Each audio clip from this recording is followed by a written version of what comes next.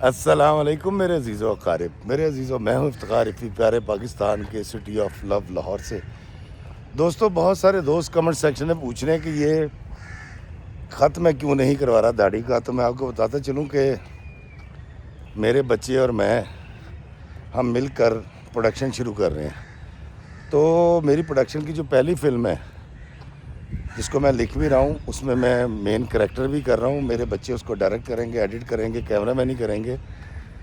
اس کا یہ get up ہے، تو اس لیے میں نے اپنی داڑھی کو بڑھا رکھا ہے۔ دوستو، ہم اکثر سنتے ہیں کہ وہ لوگ جن کی تربیت اچھی نہیں ہوتی اور وہ لوگ جن کو جینے کے طور طریقے اور اخلاقیات نہیں سکھائے جاتے، وہ لوگ بہت برے ہوتے ہیں۔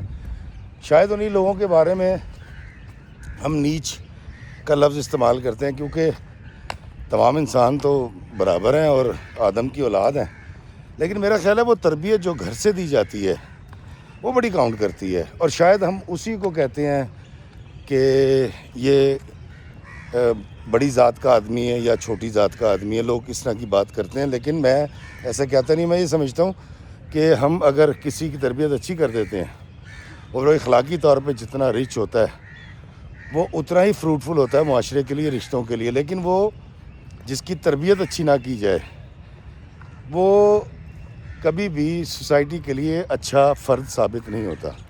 آج میں آپ کو کہانی سنا رہا ہوں۔ یہ کہانی راجہ کی کہانی ہے۔ راجہ کی عمر اس وقت 75 کے قریب ہے۔ 75 سال کا ایک ضعیف العمر نوجوان ہے راجہ، اور اس کا تعلق کراچی سے ہے۔ دوستو، راجہ کی یہ کہانی سننے کے بعد بہت کچھ آپ جان پائیں گے، لیکن اس کہانی کو سنانے کے لیے مجھے بہت کچھ چھپانا بھی پڑے گا تاکہ اس کی آئیڈینٹی کسی کو معلوم نہ ہو سکے۔ راجہ کا تعلق کراچی کے ایک ایسے گھرانے سے تھا کہ اس کے ڈیڈی جو ہے وہ سیکٹری لیول کے بندے تھے، اور کلفٹن پر ان کی ایک بہت بڑی محل نما حویلی تھی، اور اس کے ابا جی ایک سینئر ترین سرکاری عہدیدار تھے۔ اس وقت کی سیاست میں 70s کی سیاست کے اندر بہت کچھ جو فیصلے ہوئے، جو ہم نے دیکھے، راجہ کہتا ہے وہ ہمارے گھر میں ہوئے تھے، اور ان کے ابا جو ہیں ان کا بڑا انفلوئنس تھا، سیاست میں بھی تھا، بیوروکریسی میں بھی تھا، اور جو کاروباری جو لوگ ہیں وہ بھی کہتا ابا کے بہت قریبی دوست تھے۔ تو ہمارے گھر میں شام کو روزانہ ایک محفل ہوتی تھی، مختلف مکاتب فکر کے لوگ آ کے بیٹھتے تھے وہاں پر۔ کبھی کھانا چل رہا ہوتا تھا، اور تو کبھی موسیقی کا پروگرام ہوتا تھا، اور کبھی کوئی سیاسی اکھٹ بھی ہوا کرتا تھا، اور اس کے اندر جو ہے وہ بڑے بڑے کامیڈینز بھی آتے تھے اور مشاعرے بھی ہوا کرتے تھے۔ وقت کے بہت بڑے شعراء کرام ان کے گھر مشاعرہ پڑھنے کے لیے جاتے تھے۔ تو کہتے جی اس حوالے سے ہماری تربیت بڑی اور طرح کی تھی، ہماری نشست و برخاست اور طرح کی تھی، اور سہولتیں جو ہیں وہ دنیا کی ساری اس لیے تھیں کہ ہمارے پاس السلام علیکم جی، کیا حال ہے؟ ہمارے گھر میں شیورلیٹ امپالا اور کیٹلاگ ساری گاڑیاں ہوا کرتی تھی۔ یہ پرانی گاڑیاں ہیں، میری عمر کے یا میرے سے بڑی عمر کے لوگ جانتے ہیں، آج بھی ہیں، لیکن پاکستان میں بہت کم نظر آتی ہیں کیونکہ اب کافی مہنگی ہیں۔ تو اس طرح کے سارے معاملات اس کے گھر ہوا کرتے تھے۔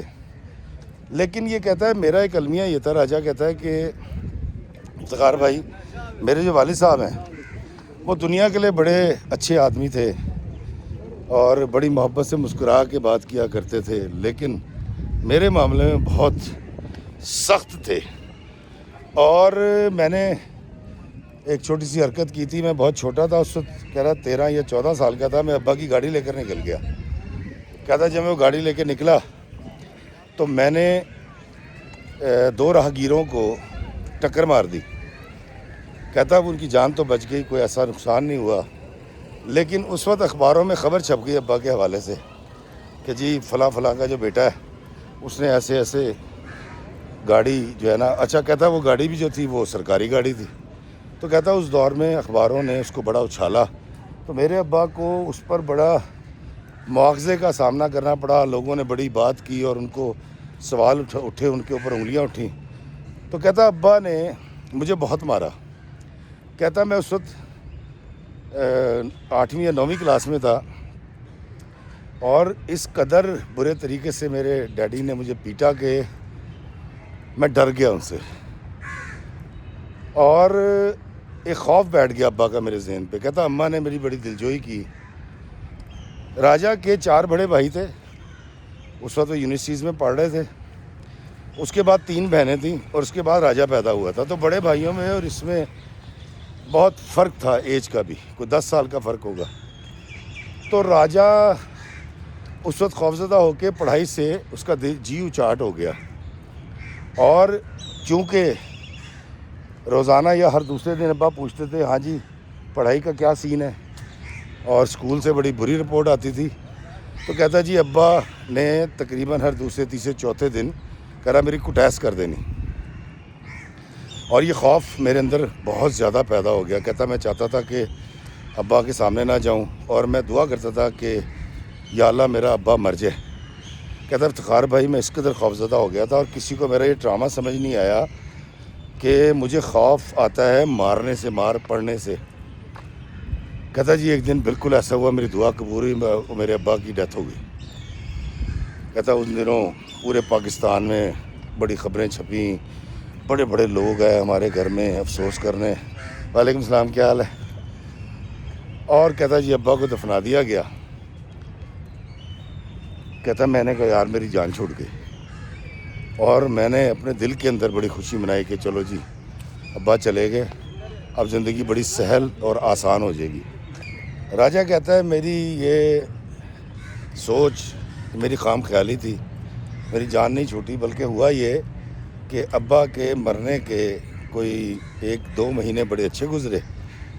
اب چونکہ میرے جو بھائی ہیں انہوں نے فوری طور پہ ابا کی جو زمینیں جائیداد جو بھی اثاثے تھے وہ سارے اپنے نام کیے، اور انہوں نے مجھے اس میں کوئی حصہ نہیں دیا.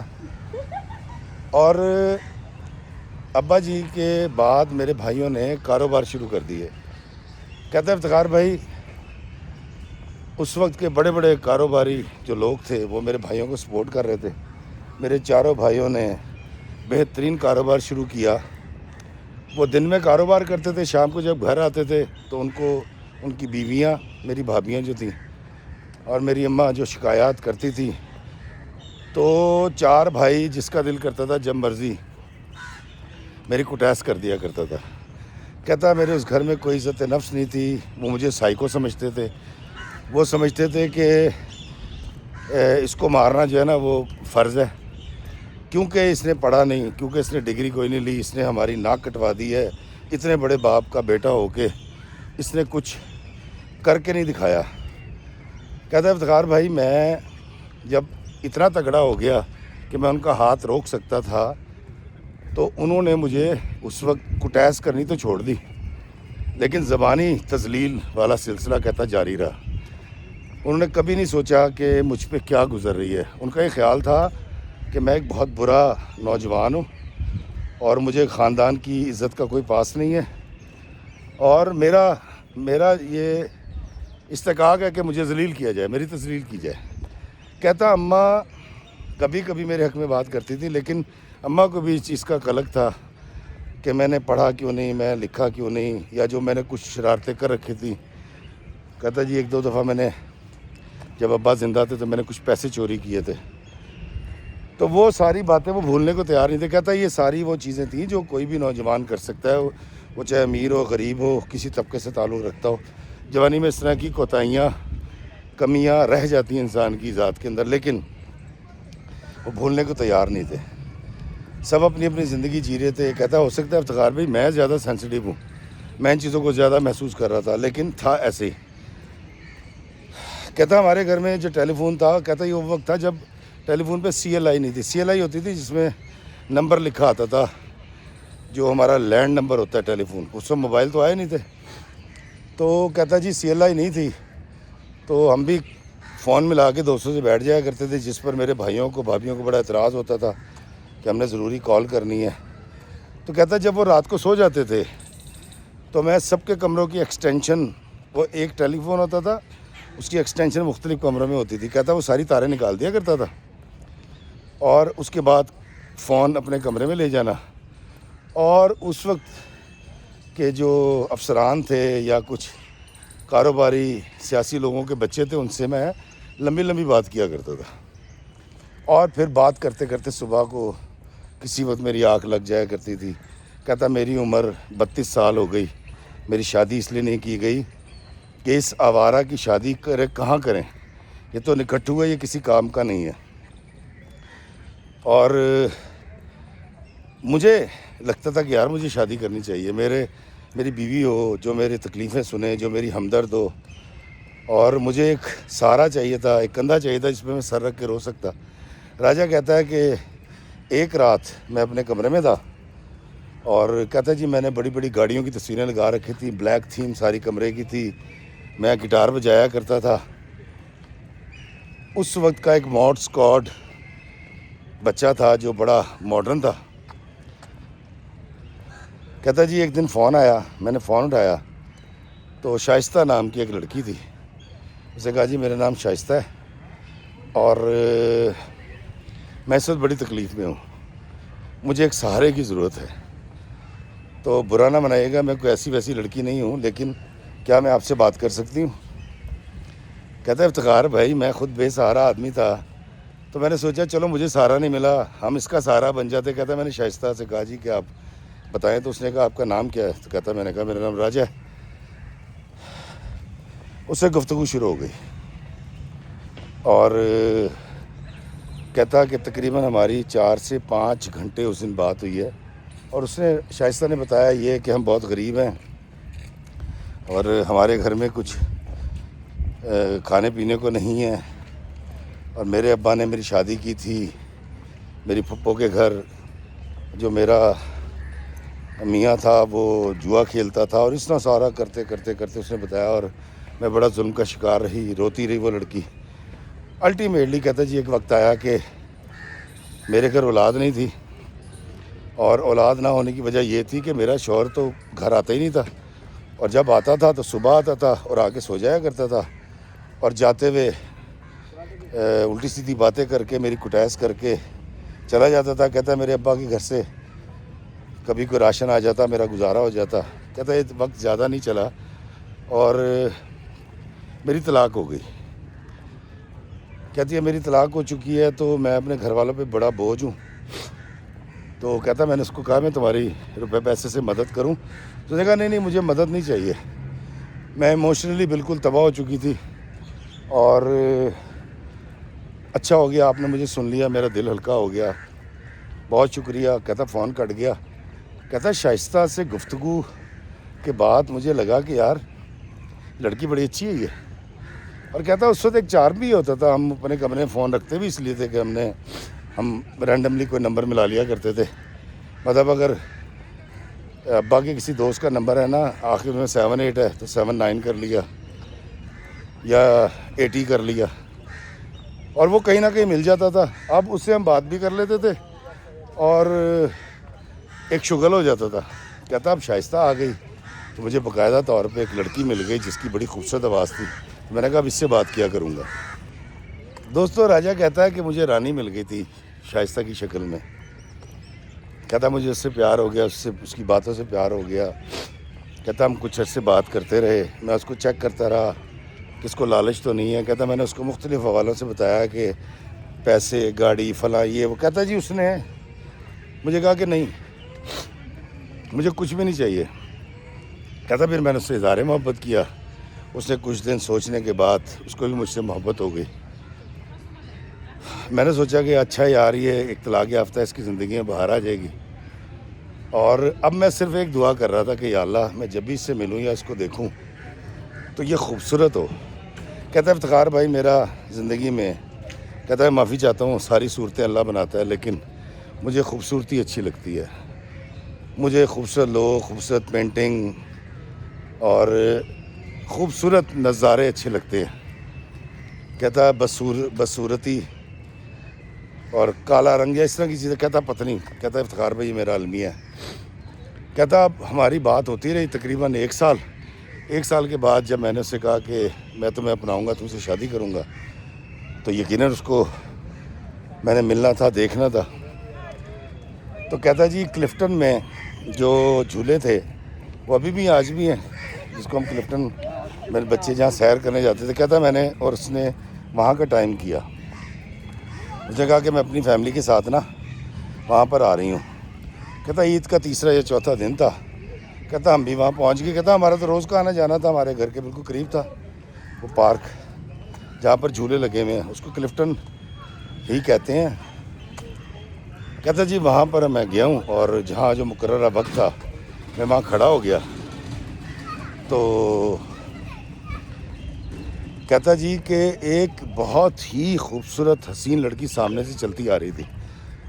کہتا میری جب اس پہ نظر پڑی ہے نا تو میرے ذہن میں یہ آیا کہ یار یہ کتنی حسین ہے, کتنی خوبصورت ہے, اور شائستہ پتنی کیسی ہوگی, کاش یہ شائستہ ہو. کہتا افتخار بھائی یقین کریں کہ میرے ذہن میں یہ چل رہا تھا کہ وہ لڑکی چلتی بھی اس جھولے کے پاس آئی, اس جگہ پہ جو ہم نے وقت مقرر کر رکھا تھا اور جگہ مقام, اور اس نے آ کے مجھے کہا کہ آر یو راجا. کہتا میں نے کہا آپ شائستہ ہے؟ اس نے کہا ہاں. کہتا افتخار بھائی میں نے وہاں چیخیں نہیں ماری خوشی سے, میرے من کے اندر میرے من کے مور ناچنے لگے. میں نے کہا یار اتنی حسین, اتنی خوبصورت. کہتا میں یقین نہیں کر سکتا تھا کہ اس لڑکی کو کوئی طلاق دے سکتا ہے یا اس پہ ظلم کر سکتا ہے. السلام علیکم بیٹا, کیا حال ہے, خیریت سے؟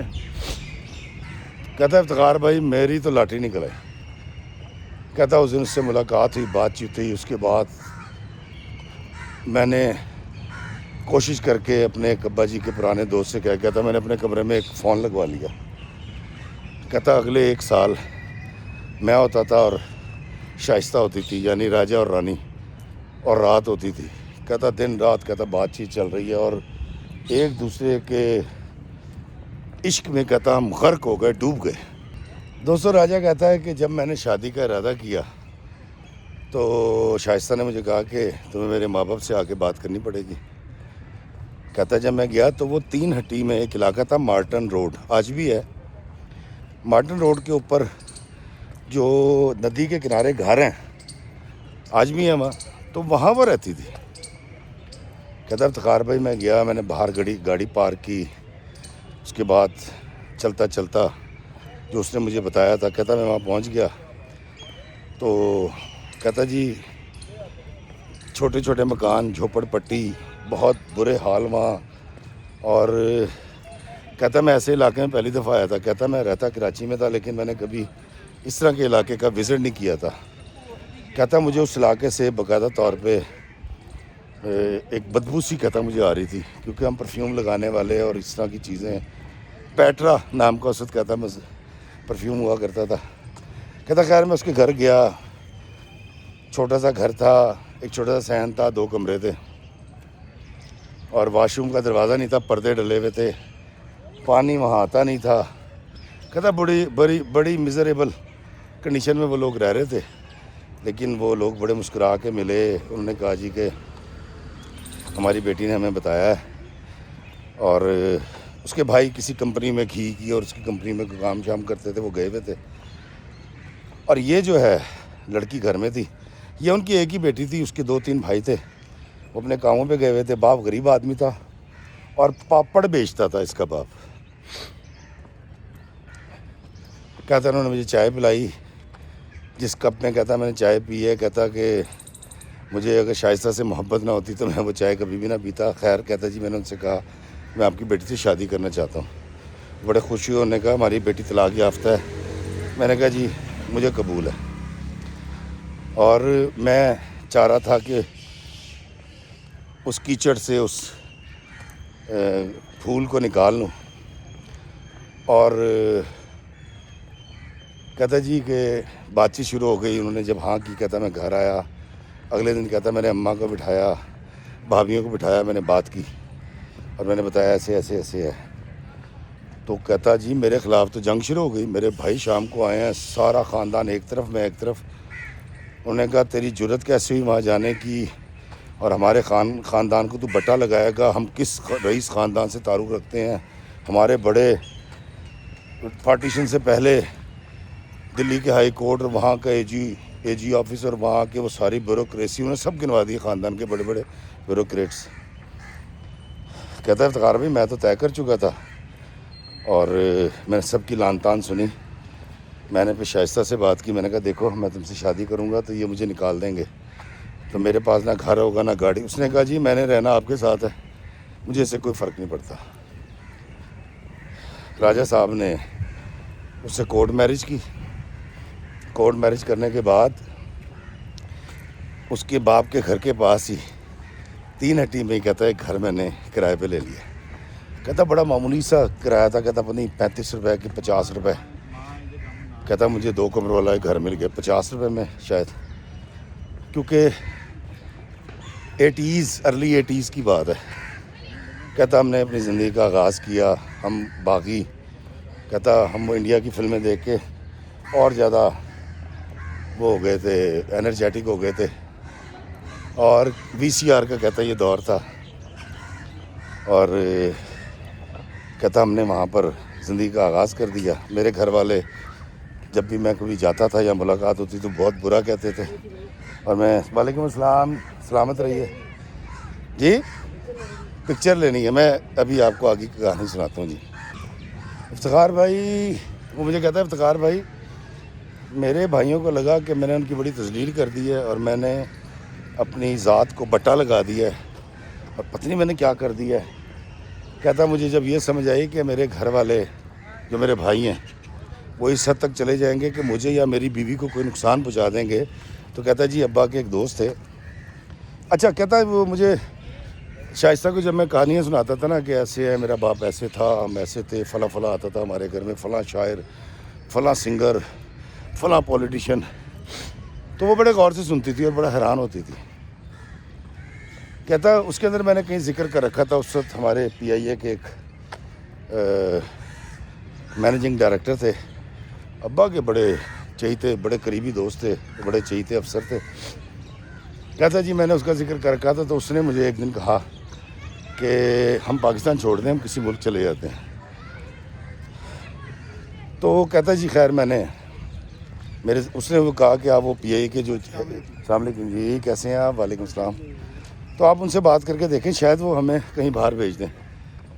کہتا جی میں نے ان سے رابطہ کیا تو انہوں نے مجھے بتایا کہ بھائی آپ کے ابا کے شاگرد اور آپ کے ابا کے بڑے کرم نوازیاں اٹھانے والے ان کے چہیتے کینیڈا کے کوئی بہت بڑے کوئی بزنس مین تھے. انہوں نے ان کا نمبر دیا. کہتا میں نے تعارف کرایا، وہ بڑے خوش ہوئے. کہتا ان کی مہربانی سے ہمارے کینیڈا کے دونوں کے ویزے لگ گئے. کہتا افتخار بھائی میں اور میری رانی، راجہ اور رانی دونوں کینیڈا چلے گئے. اب بھائیوں سے جان چھوٹ گئی، کوئی خوف نہیں تھا، خاندانی پریشر نہیں تھا. کینیڈا گیا اور کہتا میں جن صاحب کے پاس گیا تھا وہاں انہوں نے مجھے کوئی تکلیف تو نہیں ہونے دی، لیکن کہتا پہلے ہی مہینے مجھے اندازہ ہو گیا کہ بھئی راجہ نوابی چھوڑ کے اب کام کرنا پڑے گا. کہتا میں نے کبھی اٹھ کے پانی نہیں پیا تھا افتخار بھائی. میں نے جو پہلی جاب کی وہ میں نے پیٹرول پمپ کے اوپر کی، گیس پمپ کے اوپر، اور شدید سردیاں ہوتی تھیں، میرے پاس گلوز نہیں ہوتے تھے. تو کہتا ہے گوری آئی ایک دن رات کو، تو اس نے مجھ سے بات کی. کہتا انگریزی ہمیں سب کو آتی تھی. کہہ رہا میرے پاس ڈگری کوئی نہیں تھی، لیکن انگریزی کیونکہ ہمارے گھر میں بولی جاتی تھی، تو اشرافیہ تھے نا یہ. تو کہتا اس نے مجھے گلوز گفٹ کیے اس گوری نے، اور اس نے مجھے کہا کہ جو تیرا پیشہ ہے، یہ تیری جو گفتگو ہے اور چال ڈھال ہے اس سے میچ نہیں کرتا، تو کون ہے؟ تو میں نے کہا نہیں میں مزدور آدمی. کہتا میں نے اس کو کوئی مناسب جواب نہیں دیا. کہتا میں محنت کرتا رہا. اللہ تعالیٰ نے مجھے پہلی بیٹی دی، پھر دوسری بیٹی ہوئی، پھر ایک بیٹا ہوا، پھر ایک بیٹا ہوا. کہتا ہے جی میرے 4 بچے ہو گئے، اور میں نے گیس پمپ سے کام سے شروع کر کے میں کاروباری بن گیا. کہتا نو ڈاؤٹ ابا کے دوستوں نے مجھے بڑا سپورٹ کیا. میں دوسرے شہر میں تھا، بیوی دوسرے شہر میں تھی. کہتا میری ایک عادت یہ تھی کہ میں اپنی بیوی کو اپنی ساری باتیں سناتا تھا، سارے المیہ شیئر کرتا تھا، میرے ساتھ ایسا ہوا، میں نے یہ شرارت کی، میں نے یہ گناہ کیا، میں نے یہ کہتا ہوتا ہے شاید سب سناتے ہوں گے. کہتا میرا کون سا تجربہ تھا، میں پہلی شادی تھی، میں اپنی بیوی کو ساری باتیں سناتا رہا اور دوسرے شہر میں رہتا رہا. کہتا مہینے بعد میں آتا تھا 1 ویک کے لیے، اور بیوی یہ کہتی تھی کہ میں نے اس لیے یہاں رہنا ہے کہ یہاں بچوں کی ایجوکیشن بہت اچھی ہے، یہاں پر پاکستانی کمیونٹی زیادہ ہے، یہاں پر بچے زیادہ خوش رہیں گے، ہمارا میل جول رہے گا. کیوں کہتا جس علاقے میں تھا وہاں صرف کینیڈین زیادہ تھے، لوکل زیادہ تھے اور انڈین کمیونٹی تھی. اب وہاں پر ایک بڑا مسئلہ یہ تھا کہ جہاں میری بیوی رہ رہی تھی وہاں مدرسہ بھی تھا، مسجد بھی تھی، تو بچوں کی دینی تعلیم اور تربیت بہت ضروری تھی.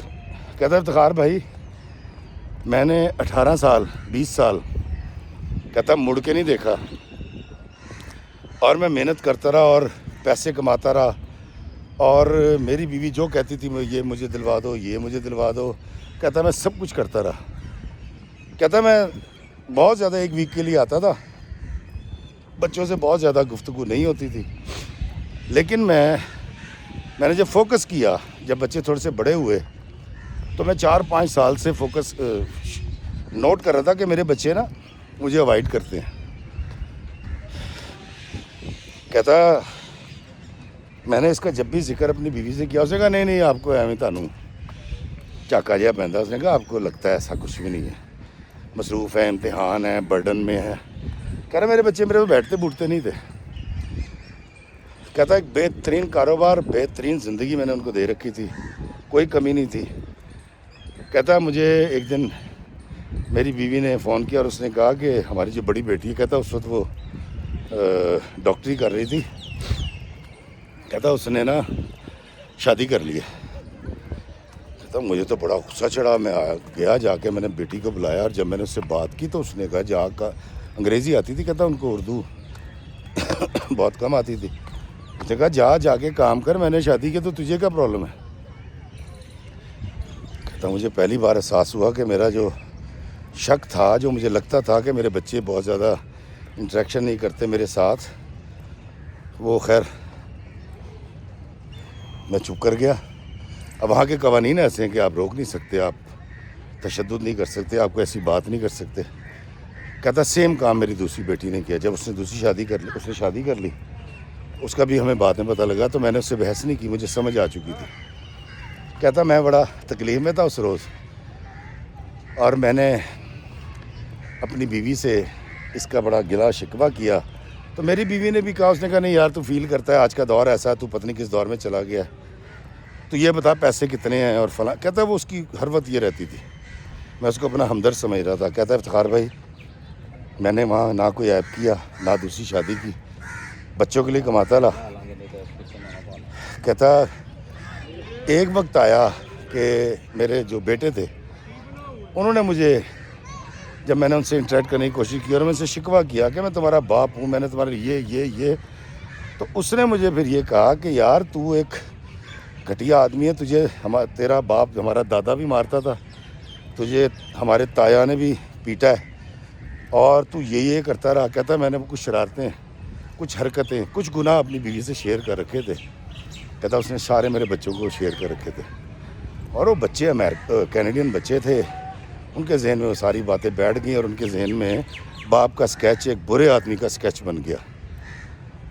کہتا ہے افتخار بھائی میں نے اپنی بیوی کو بٹھایا اور میں نے کہا شائستہ یہ تو نے کیا کیا؟ تو اس نے کہا کیا کیا؟ جو میں کرنے آئی تھی وہی کیوں؟ کہا مطلب؟ میں نے کہا یار دیکھ سیدھی سی بات ہے، میں نے اپنے بھائیوں کو بلایا، یہاں سیٹ کروایا، اپنے ماں باپ کو سیٹ کروایا کینیڈا میں، تو ایک الو کا پٹھا تھا جو مجھے مل گیا. کہتا میں نے پہلی جو شادی ہوئی تھی اس سے طلاق بھی اس لیے لی تھی کہ وہ امیر تھا، میری خوبصورتی پہ فریفتہ ہو گیا تھا، اور میں نے اس سے اس کی دولت کے ذریعے اپنی تقدیر بدلنا چاہی تھی. اس کو جب میری سمجھ آ گئی اس نے مجھے طلاق دے دی. کہتی پھر تو مجھے مل گیا. کہتی میں نے غربت سے جان چھڑانی تھی، میرے اپنے بہن بھائیوں کو، والدین کو سیٹ کرنا تھا، میں نے تیرے ذریعے کر لیا. معذرت چاہتا ہوں دوستوں، مجھے پاز کرنا پڑا، کچھ فینز آ گئے تھے. تو دوستوں وہ راجہ کہتا ہے کہ شائستہ نے کوئی بہانہ نہیں کیا, بڑی سچائی سے اور دیانتداری سے اس نے کہا کہ دیکھ, تیرے باپ نے جو تیرے ساتھ سختی کی نا, تجھے نہیں پتا تو بہت سخت آدمی ہے اور تیری سختیاں میں برداشت نہیں کر سکتی تھی, لیکن مجھے اپنے بہنوں کو, بھائیوں کو, بابا کو سیٹ کرنا تھا, اپنے بچوں کو پڑھانا تھا.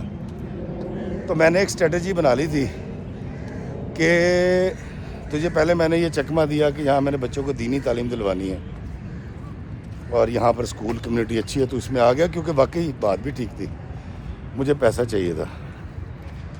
اور تجھے نہیں پتا کہ تو ایک بہت سخت آدمی ہے, تو ہر بات میں اعتراض کرتا ہے, تو ہر بات میں سوال اٹھاتا ہے, اور تو شاید ہم سے وہ بدلے لینے کی کوشش کرتا ہے جو تیرے باپ نے تجھے مارا اور اس کے بعد تیرے بھائیوں نے تجھے بے عزت کیا. تو میں نے یہ طے کر رکھا تھا کہ میں اپنے بچوں کو تجھ سے دور کر لوں گی, اور مالی فائدہ جو مجھے تجھ سے ہونا تھا وہ بھی ہو گیا. اب تو اس عمر کے حصے میں ہے کہ تو اللہ اللہ کر, اور اب جو کچھ تیرے پاس ہے وہ بھی ہمیں دے دے. کہتا ہے افتخار بھائی مجھے بڑی تکلیف ہوئی, اور میں نے اپنے بیٹے کے کمرے میں گیا. کہتا میں رو رہا تھا, کہتا وہ کمپیوٹر پہ کام کر رہا تھا, اس نے مجھے دیکھا, اس نے کہا انگریزی میں کہ ہاں کیا بات ہے, کیوں آیا یہاں؟ تو کہتا میں نے روتے ہوئے جب بیٹے کو گلے لگایا تو میرے بیٹے نے مجھے دھکا دیا, اور میں سمجھا کہ شاید نادانستہ ہوا. میں نے جب دوبارہ اس کا ہاتھ پکڑا تو اس نے ایک پنچ جو ہے نا وہ کٹیس کر دی میرے چہرے پہ.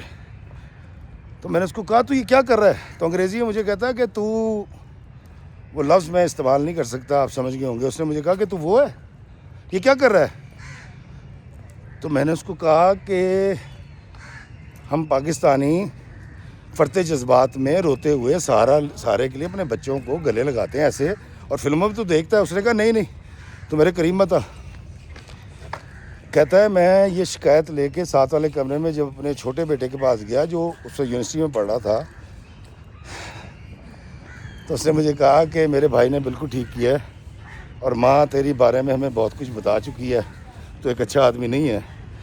تو میرے بھائی نے جو تیرے ساتھ رویہ کیا ہے ہو سکتا ہے تو ویسا ہی ہو جیسا وہ سوچ رہا ہے.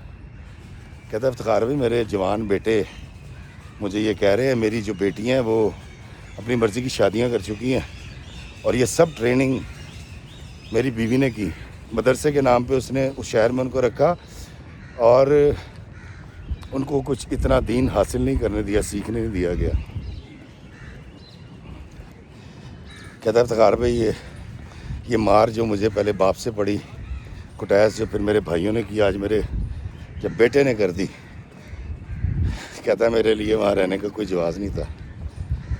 کہتا ہے میں نے سب کچھ وائنڈ اپ کیا, اپنے بیٹوں کو بلایا, ان کو سونپا, ان کے اکاؤنٹ میں پیسے ٹرانسفر کیے, اور ان کو یہ بتا کے کہ یار میں ایک برا آدمی نہیں ہوں, میں جب جوان تھا اس وقت کچھ غلطیاں مجھ سے سرزد ہوئی تھیں جو میں نے اپنی بیوی سے غلطی سے شیئر کر دی, اور تم اس بارے میں سوچنا ضرور.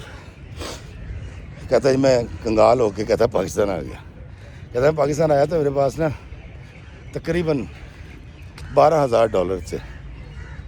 کہتا ہے پاکستان آیا ہوں, کہتا میری ماں مر چکی تھی, میرے بھائی کی شادی میری پھپھو کے گھر ہوئی تھی, سب مر چکے تھے. تو میرے بھائی جو ہیں وہ دونوں اس وقت پاکستان کے بہت بڑے بزنس مین ہیں, اور ان کا بہت بڑا نام ہے.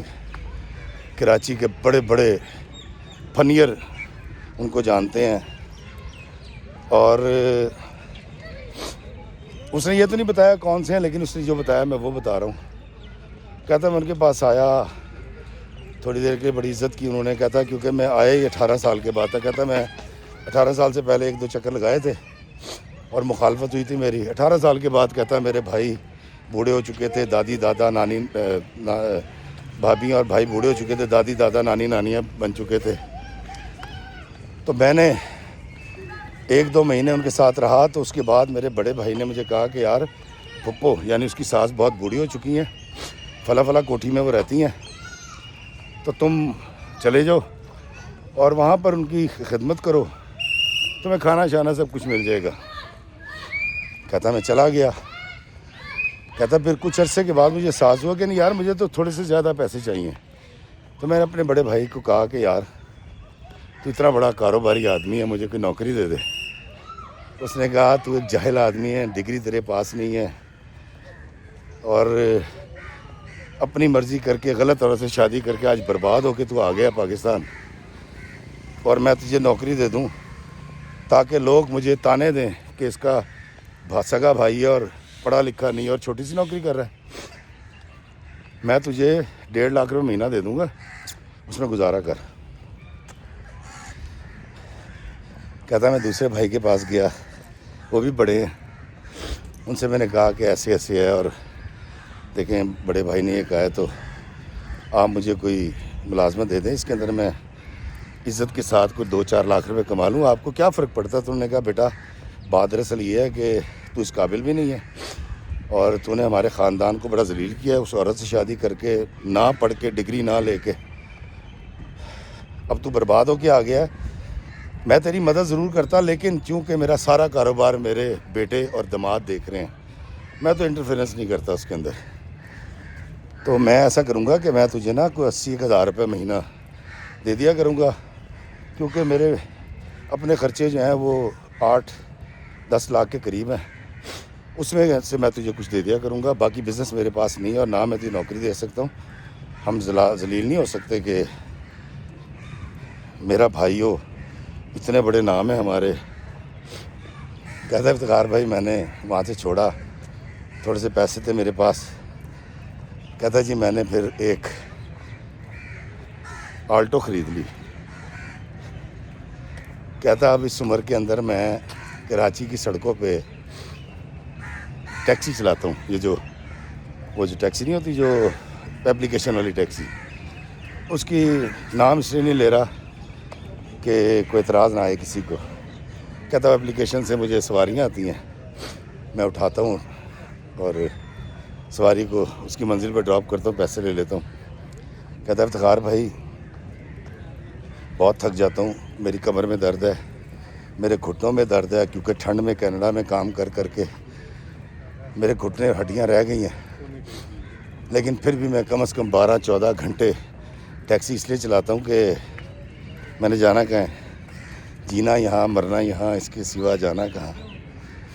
کہتا ہے میں اپنے بھائیوں سے ملتا تو نہیں ہوں, لیکن میرے بھتیجے بھانجے بھانجیاں مجھے فون کرتے ہیں اور بتاتے رہتے ہیں کہ میرے بھائیوں کو بڑا شدید اعتراض ہے کہ اس کمینے نے پہلے پڑھا نہیں, ڈگری نہیں لی, پھر اس نے ایک گھٹیا عورت سے گھٹیا خاندان میں شادی کی جس نے اس کو کک آؤٹ کر دیا وہاں سے, اور اب یہ ٹیکسی چلا کے ہمیں بدنام کرتا پھر رہا ہے پوری دنیا کے اندر.